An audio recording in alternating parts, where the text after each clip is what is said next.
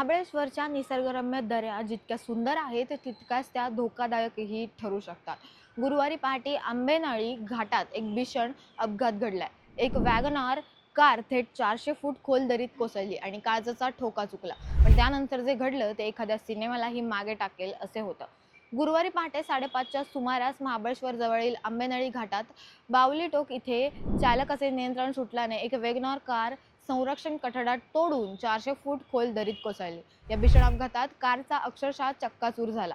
घटनेची माहिती मिळताच स्थानिक रेस्क्यू टीम्सने घटनास्थळी धाव घेतली. Pratapgad search and rescue team, Mahabaleshwar trekkers and Wadha Kumbharoshi येथील ग्रामस्थांनी जीव धोक्यात घालून तातडीने मदतकार्य सुरू केले. खोल दरीत उतरणे कठीण असतानाही रेस्क्यू टीमने प्रोफेशनल रोप सिस्टीम आणि स्ट्रेचरचा वापर करून 400 फूट खाली धाव घेतली.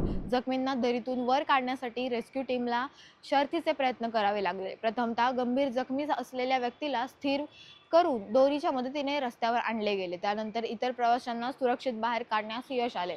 पोलादपूर पोलीस आणि स्थानिक तरुणांच्या समन्वयामुळे या सर्वांना मृत्यूच्या दारातून सुखरूप बाहेर काढण्यात यश आले. एका बाजूला मृत्यूची दरी आणि दुसऱ्या बाजूला देवदूतांसारखे धावून आलेले रेस्क्यू टीमचे जवान. या धाडसी बचाव कार्यामुळे आज अनेकांचे प्राण वाचले आहेत.